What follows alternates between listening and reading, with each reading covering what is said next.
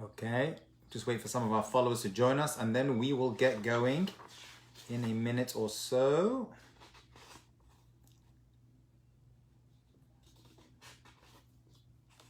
Welcome to those people who are joining us on Facebook Live and on Instagram, and of course our dear friends, our Zoomers who are sticking with us.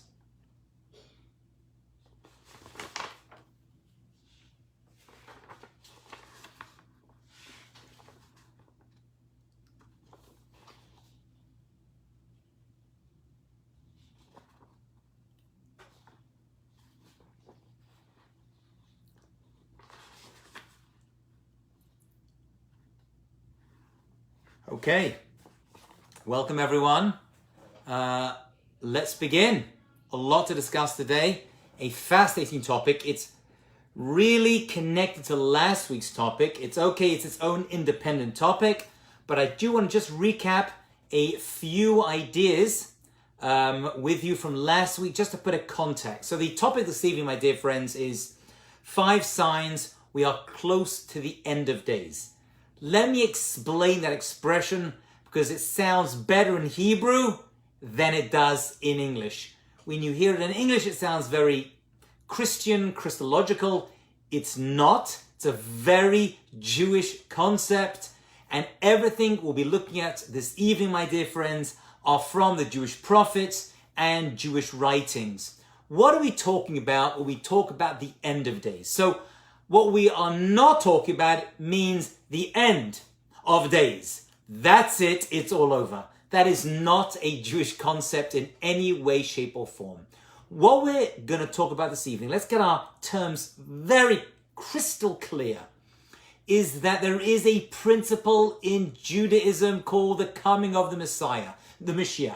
As we discussed last week, and if you haven't watched it, it's well worth watching the video, that the Messiah will be a normal person of flesh and blood. And he's going to be married with kids. And it's going to be a prophet that we'll talk about a little bit more this evening. And this great prophet of God is also going to be a king. Kingship is going to return to the Jewish people. Where? Where does a Jewish king live? What is the seat of Jewish royalty? It's not in Miami. I know that confuses many of you.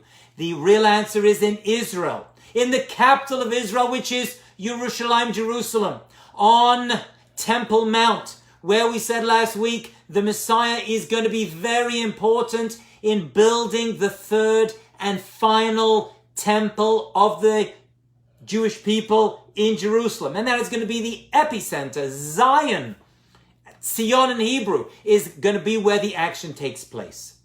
That is the good news we have waiting for all of us. An amazing time where, say the prophets, the knowledge of God is going to spread right across the earth. Just as the oceans and the rivers cover the land, so too we're going to be living in extremely peaceful times. The main difference, says the Rambam, from before the Messiah arrives, being a king that lives in Israel, is that all the Jewish people are going to be living in the land of Israel, number one. And number two, he says, there is going to be universal peace. There will be no more war. That, my friends, is where we are going. Just to be clear, no more anti-Semitism, no more racism, no more hatred, no more war. All the money that's spent on warfare and bombs and guns, all going to be put towards good causes. That's the good news. That is the era that the Messiah, i.e. the King of Israel and the Jewish people, is going to bring to the entire world. The entire world will not become Jewish, as many people wrongly think. There are no Jewish sources that say that. The world will continue as is, says the Rambam. The Jewish people will live in safety, and so will every other race, ethnicity, and creed. That is a summary, a short summary of last week's class, and that is a principle of Jewish faith. You must, says Maimonides, believe in this concept in order to be a believing Jew. It is one of the 13 Ikri Emunah, 13 principles of Jewish faith. It's actually number 12 of 13. Number 13, we'll come to, God willing, another time. So what are we discussing now? What is the idea of the end of days? So before the Messiah comes, and this should make sense, he doesn't just turn up out of nowhere. Hello, I'm the Messiah, here to bring world peace. The world has to go through a systemic change. There's going to be a number of things, say the prophets and the great Jewish scholars and writers, that are going to have to take place before the Messiah comes in order to lay the land ready. For example, if the Messiah is going to be a king living in Israel with his center of kingship in Jerusalem, you can assume that the Jewish people are going to have to arrive in Israel before the Messiah's arrival himself. Why? Because you can't be a king with a country and a city and there being no subjects. Jerusalem, we're going to have to see in a few moments, is going to have to be ready for the arrival of the Messiah. Israel is going to have to be full of Jewish people so that when he turns up and says, hello, I am the king of the Jewish people, you're going to be like, yeah, we're here. We're ready. You can't be a king without a Jewish king, without Jewish subjects. So there's going to be a number of things. That's just one of them. The arrival of the Jewish people in the land of Israel, which we've seen amazingly over the past 670 years, or 100 years if you want to go back to the first and second Aliyah. But there's going to be a number of things that are going to take place. Not all of them are pleasant. Why do these things need to take place?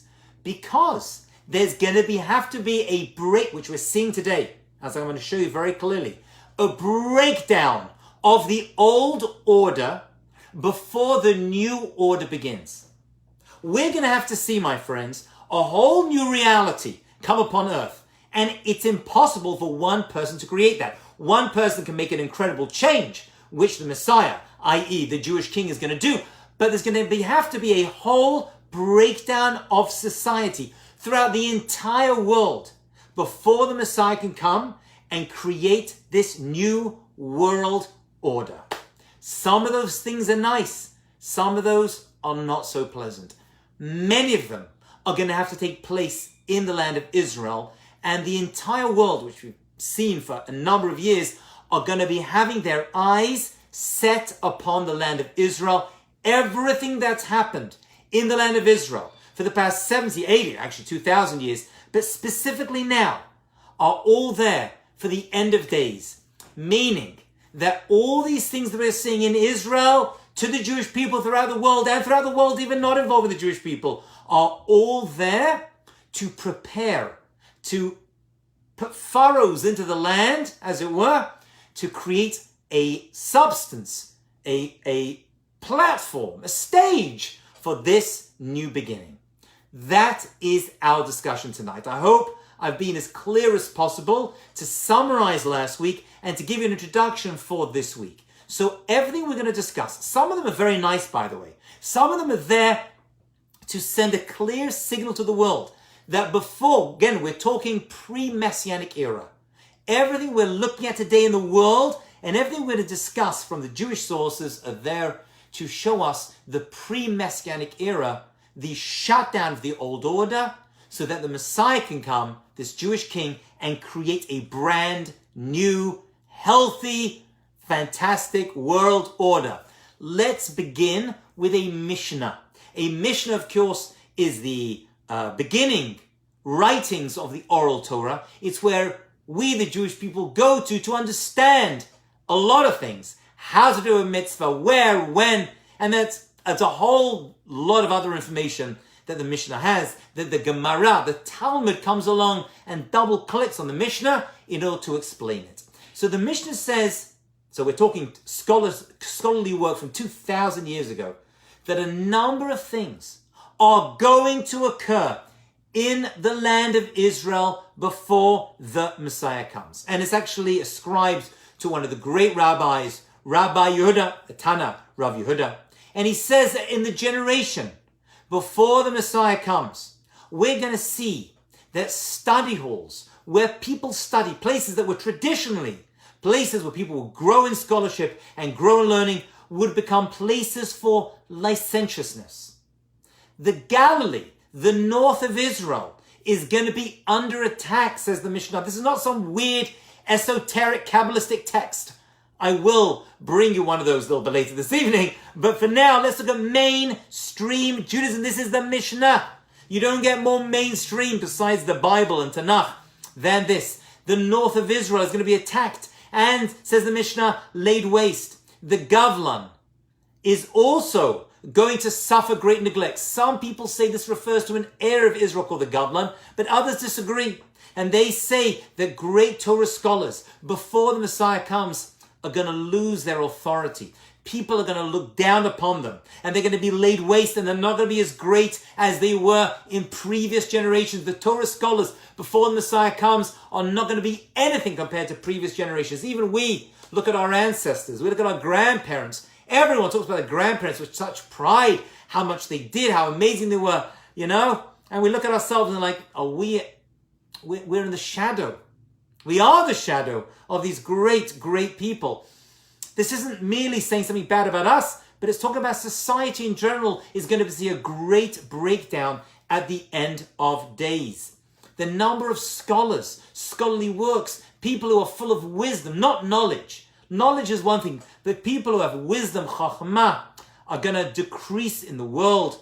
Jews on the borders of Israel are going to be under constant attack, which we're seeing right through, whether in the West Bank or in Gaza. All these wonderful Jews, actually the Jews of Gaza, were removed from their homes a number of years ago. Actually, the removal of Jews of Gaza, which is a whole different topic, not for now, one of the great travesties, I believe, of the Jewish people. Actually, the only time in history, world history, that I know of, I could be wrong, where a people have removed their own people from their own land.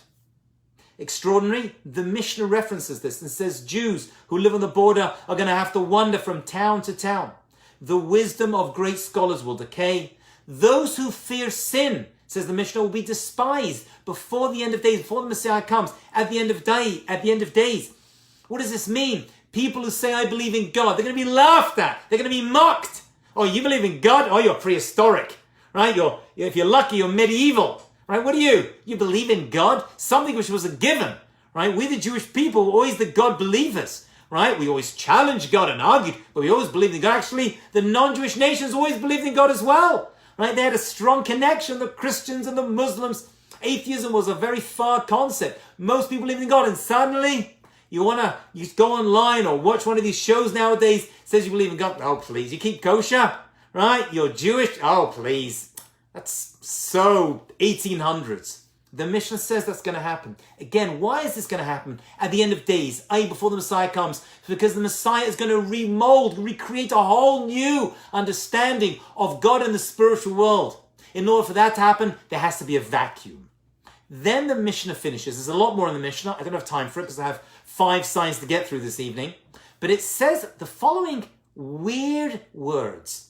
The Mishnah says, before the Messiah comes, the face of the generation, Pnei Hador, is going to be like the face of a dog, Pnei HaKelev. What a strange expression. What exactly is Rabbi Yehuda, this great rabbi of 2,000 years ago, telling us when he says, you know what's going to happen before the Messiah comes? You want to talk about the breakdown, the moral and the physical and the spiritual breakdown of society, which we're seeing before the Messiah comes, which is going to pave the way for the Messiah's arrival. The face of the generation is going to have the face of a dog. Now, if I were to hear those words or read those words, it's like, what? Like you're insulting me? Right? We're the face of the generation, and we have the face of a dog. So let's have a look at some of the commentaries, fascinating commentaries, which will reveal a little bit of what the world is like today, actually, and what it's going to be like before the Messiah comes. Some say people, this is Rashi, says that people will look like their dogs. Now, I'm sure we've all experienced this. People walk down the street, and you see someone walking their dog, and you look down, and you look up at the owner, you look at the face of the dog, look at the owner, and you're like, wow, there's a similarity over here. It's a little uncanny. That's Rashi. Then Rashi maybe is not so happy with this first one, and he says maybe what the Mishnah is telling us is before the Messiah comes, the breakdown of society will involve that people will have no shame, like a dog has no shame. Where does a dog make, right, its waste? Out of the open. Where does it fornicate out in the open. There's no secrets with dogs. It just goes out, does whatever it was in public. So too, before the Messiah comes, says Rashi, people are going to have no shame. That's one opinion. Another opinion is that actually no. Dogs are wonderful creatures. And they're very authentic. Right? People love dogs. People actually prefer their dogs to their own family. Actually, the word for a dog is a kelev. Kelev is actually two words. Kol lev, all heart. Man's best friend. That's the etymology of the word kelev, the Hebrew word for dog. Meaning that people are going to leave other people and be like, I can't find truth and authentic relationships in people. I'm going to have to go to my dog. Now it sounds pretty obvious. Yeah, people prefer their own dogs. Their little choo-choo, my little poo-poo, I love you so much. Go back 100 years, I think you're crazy. Right? What are you're falling in love with your dog for? Stick him in a kennel, right? He's loyal, right? He does stuff for you, but you don't fall in love with your dog. And today's day and age, we're seeing this. This is just a symptom of the breakdown of people feeling authentic relationships that they have to turn to their dogs. Others say no. Dogs on the outside seem they love you, but inside, who knows? Maybe they hate you, right? It's this inauthentic quality that people will be like their dogs. That everyone is going to be inauthentic. On the outside, they'll be like, "Hey, how are you? Oh, you're amazing." Inside, I hate that person, and behind their back, they're talking about them. That, say the other commentators, is another sign. Let me tell you what Rav Elchanan Wasserman, one of the great Jewish thinkers from before the war, actually lost his life during the war. He wrote a small book that I bought when I was a kid, actually, a young man. I bought this book, I kept it, and it's called Ikvasei de Mashiach, which means the footsteps of Mashiach. The footsteps of Mashiach is one of the expressions that is used to describe the world before the Messiah comes. Now, once again, I know I've said it 3 times, I'm going to say it again. When we talk about the footsteps of Mashiach, we mean that before the Messiah comes, the world has to be ready. Actually, the world's going to be desperate for a new world order.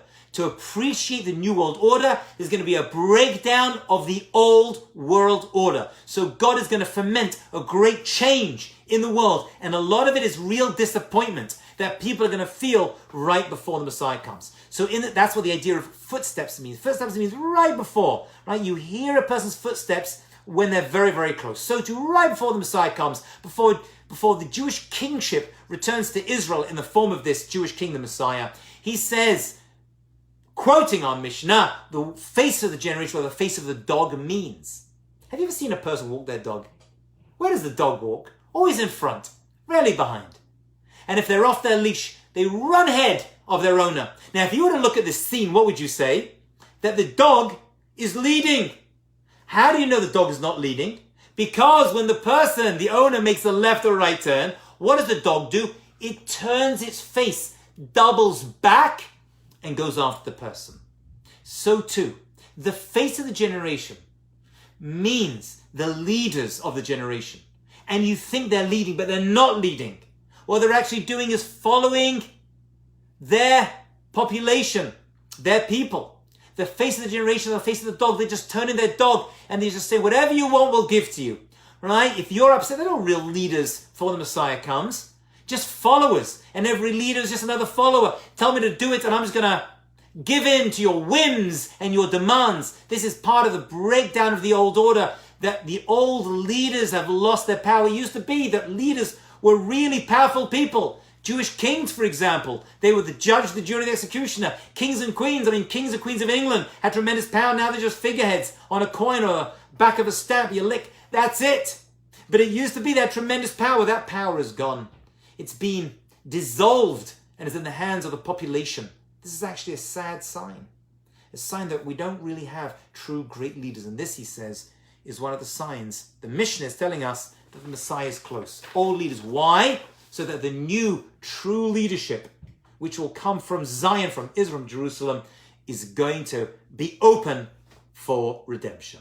Okay, that's a little bit of background. In the remaining 15 minutes, let's go through 5 signs from the prophets, the Nevi'im, that the end of days are close. Actually, a couple of these signs, or actually one of them for sure, hasn't even happened yet, but will be happening. Let's begin with it. Now, the first one is actually a very nice sign. This is a sign, we've already mentioned it, but I want to give you the the more specific source and understanding of it.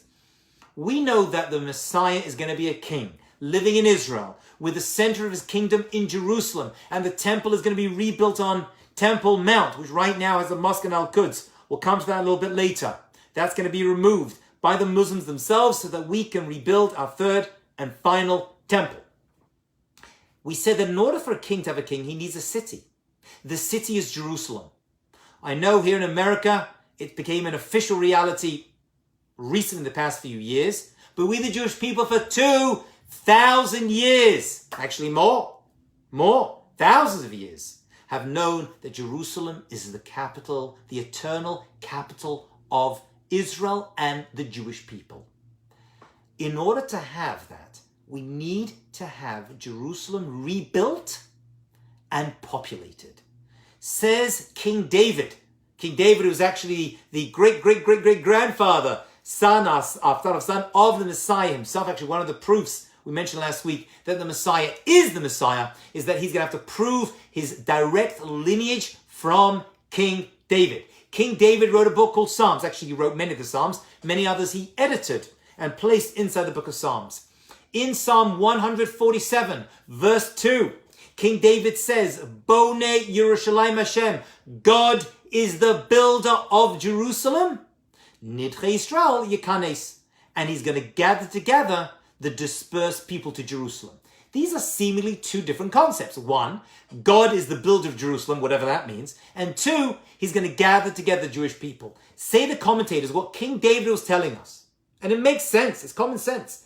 Before the Messiah comes and reestablishes Jerusalem as the capital of the Jewish people with his king, we're going to see a massive people come together to live in Jerusalem. And Jerusalem, say the commentators, is going to become full, packed, with tens and tens of thousands of people, with buildings popping up everywhere, and hotels and places for Jews to stay.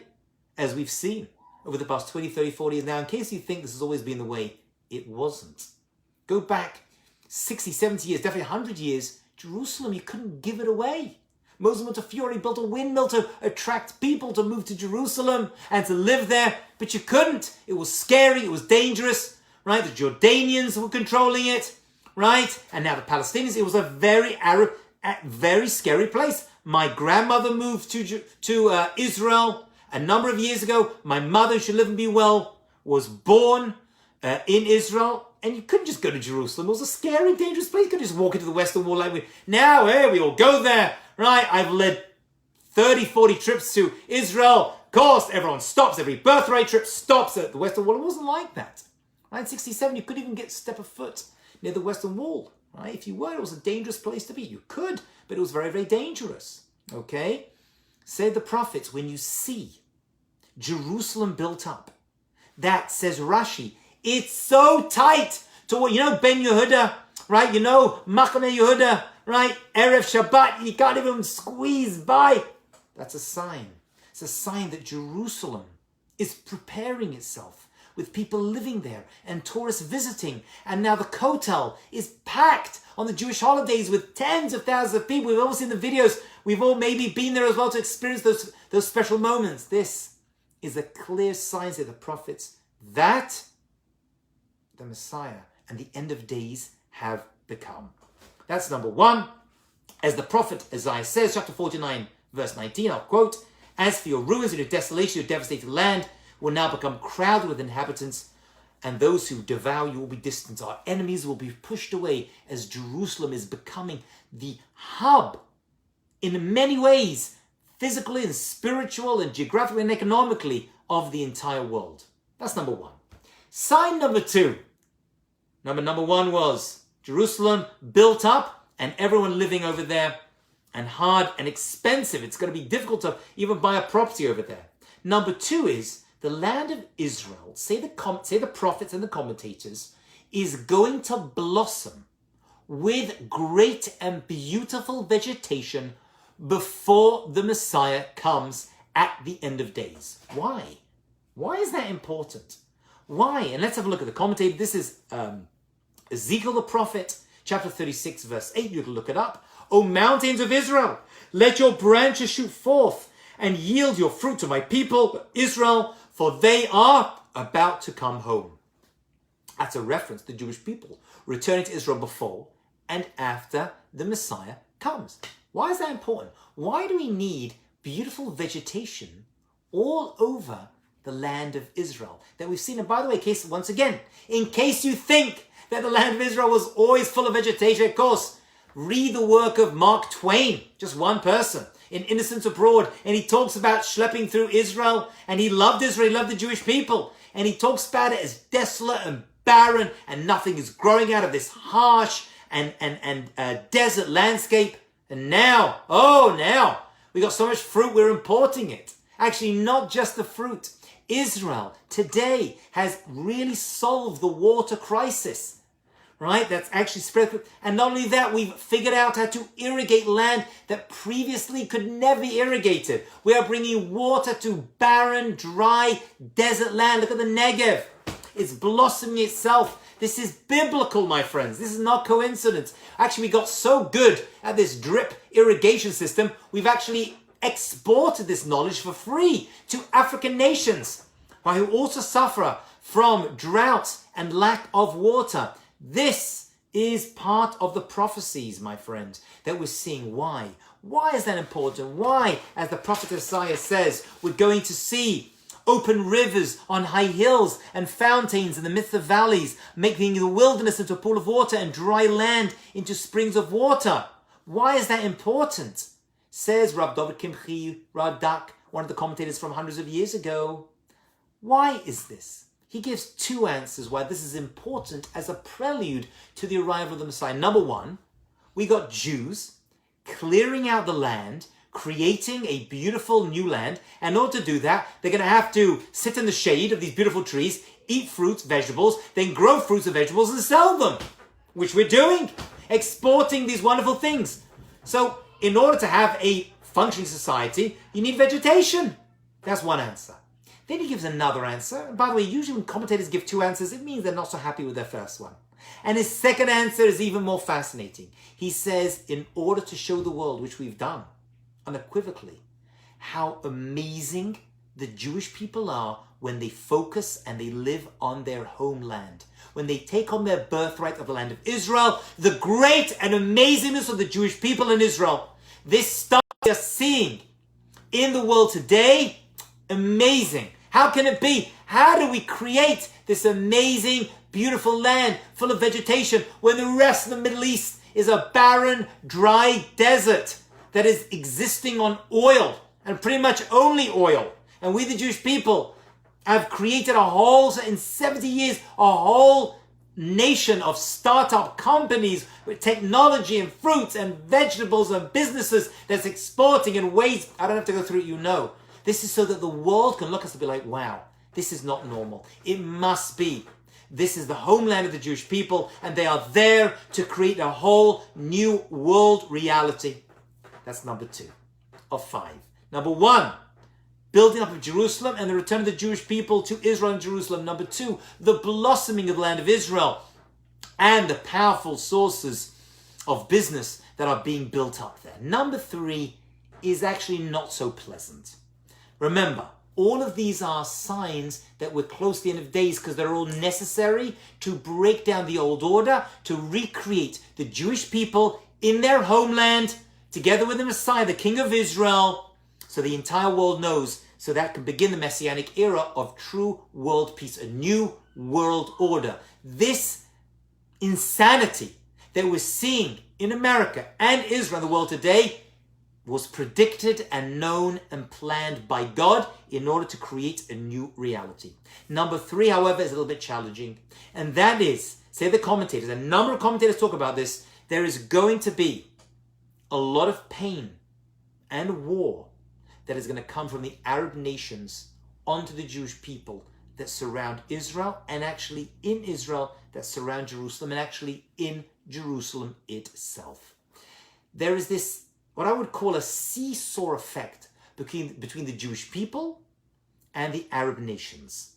Okay, that goes on the entire time.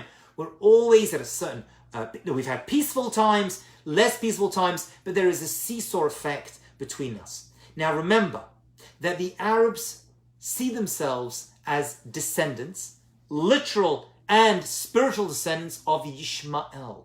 Yishmael was a son of Abraham through his concubine Hagar, who herself was a great and spiritual woman. Right before Abraham died, Yishmael, and before Yishmael died, he did teshuvah, repentance, and was even involved in burying his father, Avraham Avinu. So to say the commented, this was a sign, this was a sign that in future, the Arab nations will stand against us, give us a lot of pain, but they will, at the end of days, make peace with us and give us back our Temple Mount so that we can build, the Messiah can begin building the third and final temple. And that's what the commentators say. That when Yishmael goes down, the Jewish people go up. As it says in the Torah, Al Pnei Kol Achav Nafal, he falls upon all of his brothers, because we are related, right, to these Arab nations. Ve'ele toldot Yitzchak, these are the generations of Yitzchak. When they go down, we go up. Okay? They fulfill a very important mission in the world. And we are here to improve on that reality as well. I'll say one idea. This comes from a Kabbalistic text of Rav Chaim Vital. This is a whole talk in of itself, but I will just mention it. It's a fascinating thing. We know the Jewish people have been through 4 exiles. Every yeshiva boy and girl learns that the Jewish people have been through 4 exiles. Exile number 1 is the Babylonian exile, when Nebuchadnezzar destroyed the first temple and dispersed the Jewish people. The second exile is the Persian and Median. That's the whole Purim story in between the first and second temple. The third exile is the Greek exile, the Yavan. That's the whole Hanukkah story that actually happened during the second temple period. It shows actually the Jewish people were in Israel, governing the land, and we were still in exile because the Greeks came and removed us from our temple and a lot from Jerusalem. You can be in Israel and still in Galut, still in exile. The fourth and final exile, we always learned, was the Roman exile that started with the destruction of the second temple by Titus, the Roman general, and led to thousands of years of exile. Let me share with you a little Kabbalistic idea. And the commentators tell us at the end of days, there will be a 5th and final exile. An exile which the commentators call Adam. Who is Adam? Yishmael. Yishmael is the Pera Adam, the wild man. And right before the end of days, he says, the Arabs are going to hurt the Jewish people. And they're going to torture us, and they're going to attack us. And we're going to cry out to God, as we have done, with great pain. And that's the word Yishmael, God hears. And God is going to listen to our prayers. And he's going to eventually put them down and allow them to hand over Temple Mount to the Jewish people so that we can rebuild the third and final temple. Okay. Number 4 of 5. And this one is also not a good sign, but we're seeing it so clearly today. The prophet Daniel, chapter 2, verse 10, says Maimonides predicts that right before the Messiah comes, you're going to see something which really did not exist in world history. And that is atheism is going to sweep across the land. Now, once again, for thousands of years, most people believed in a higher power and a God, right? They just did. And they respected the Jewish people for believing in God as well. Now, they wanted to hurt and kill us for not believing in their God. Oh, that's for sure. But they did believe in God. We're going to see, says the prophet Daniel, many are going to purify themselves and make themselves white and be refined. But the wicked are going to become very, very wicked, and they're not going to understand, says the Rambam in his writings of letters to the Yemenite Jews. He says, before the Messiah comes, you're going to see a wave of atheism wipe right across the world. We're going to see that the old order of religions is going to disappear as well. And this is a sad thing, because we Jews, we believe in God. We believe in a higher power that controls this world. And yet we're going to see that break down even among our own people. And he says, don't worry. This is just because of the pain of exile. But this atheism that we're seeing today, which has become so trendy in 2020, he says, still a few people are going to hold on to their faith in God, in their belief in a higher power, and This is understandable because this old order, world order, is going to break down so the Messiah can come and create a whole new understanding of what God is meant to be that unfortunately many of us, including God believers, have forgotten as well. And so this idea of atheism is not a pleasant thing. We Jews, we want to see God in this world, right? We want to see people being influenced by a higher moral monotheistic reality. That's what we want to see. Atheism is going to sweep across the world, and that vacuum, that void is going to be filled in by the Messiah at the end of days. That's number 4. Number 5 of 5. I know we've run through a lot of information. I'll recap all of these, God willing, at the end. This 5th one, I don't think has happened yet, but it is predicted and is actually a necessary event, if you want to call it that, or reality is probably a better word, for the Messiah to even arrive himself. So this must happen before the Messiah comes. And what is that? Prophecy is going to be restored to the Jewish people in the land of Israel. I'll say that again. In order for the Messiah to come, prophecy, nevuah, is going to return to the Jewish people. When I say the Jewish people, I don't just mean 1 or 2 people. I mean all the Jewish people, as the prophet Joel, chapter 3, verse 1 says, and it shall come to pass afterwards, I'm going to pour out my spirit upon all flesh, and your sons and your daughters shall prophesy. Your old men shall dream dreams. Your young men shall see visions. Prophecy is going to return to all the Jewish people, men, women, and children. And in case you think, wow, that's so weird, it's never happened before, it did happen before. When the Jewish people left Egypt, we went through the Yam Suf, the Red Sea. There we saw prophecies. Not only 1 or 2 people, it says that even the lowest handmaid saw prophecies that were equal to the greatest prophet like Ezekiel, right? Yechezkel ben Buzi, Ezekiel the Jebusite. We're going to see all this happening right for the end of days, if we haven't yet. We even know that Elijah, the prophet, last name prophet, middle name the, joke, is going to announce the arrival of the Messiah. And he's a prophet, so prophecy must occur before the Messiah comes himself. That's why, my friends, at the Pesach Seder, whether you or your parents, your grandparents would open the front door and allow Elijah the prophet to come, because we're saying, hey, Eliyahu Navi, this is us celebrating the first redemption of the Jewish people. Announce the arrival of the Messiah through your power of prophecy, so we can announce and enjoy the final redemption of the Jewish people from exile. And that, says the Rambam, is beyond doubt. The restoration of prophecy is the first phase of the coming of the Messiah. Now, this is important. Let me give you a couple of rules. There's a lot of rules of prophecy. Let me give you a few of the rules of how prophecy works if it's going to come back to all of us. Number 1, the prophet must be in the land of Israel when he receives and gives his prophecy. Now, there were a couple of exceptions to that rule. Exception number 1, for example, was Jonah. Jonah the prophet had to go outside of Israel to Nineveh, which is modern-day Iraq, to give his prophecy to the people and tell them to repent because God was going to destroy them, which, by the way, they did do, and God didn't destroy them, much to the prophet Jonah's great chagrin, upsetness. However, even Jonah did receive his prophecy in the land of Israel. But the general rule still stands. In order to have prophecy, you must be in the land of Israel. Number 2. Now this is fascinating. I received this wisdom from Rabbi Ari Kaplan. He brings from a number of Jewish sources that in order for prophecy to return the Jewish people, which we already said is a precondition for the Messiah, who himself is going to be a prophet, who's going to be announced by a prophet, so that before the Messiah comes, prophecy must be here. You must have, listen to these words, it's so important, the majority of the Jewish people living in the land of Israel. Before the Messiah comes, you need to have 50.0000001% of the Jewish people living in the land of Israel. Fascinating. Why?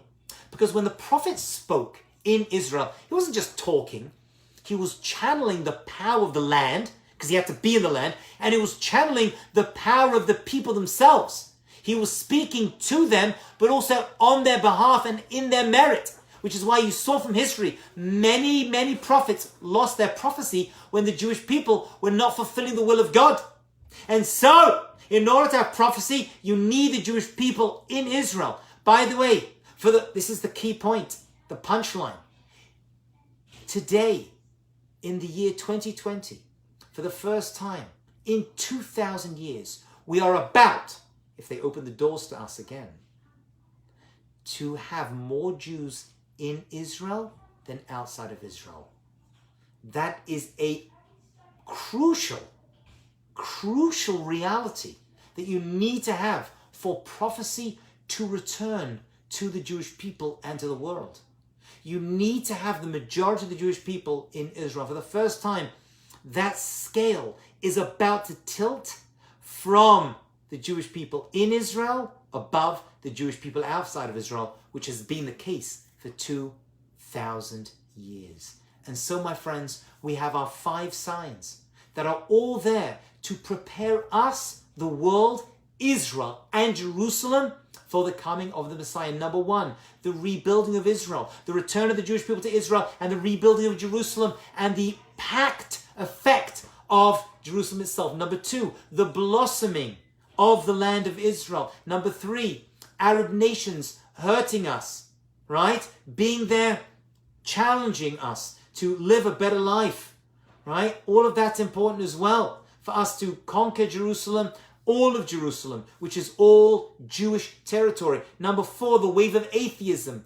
That's a sad reality. We're seeing it so much in the world and among the Jewish people. Says the Rambam, the prophet knew what he was talking about. It's all there to break down the old ideas of God and create a new, better reality of the idea of God. And number 5, prophecy returning to the Jewish people, all the Jewish people in the land of Israel. That, my friends, is what we have to look forward to. That, my friends, is the coming of the Messiah and the prelude, the preconditions to his arrival. We're seeing great and terrible things happening in the world today, throughout the world. My friends, the Mishnah finishes and says we have to put our faith in God, right? We have no one to rely upon. Our leaders have let us down. Our families, unfortunately, let us down. Our people sometimes let us down. The only one we can hold on to is God. Thank you all for joining us. We will continue our discussion on fundamentals of Judaism next week. Have a great and successful week.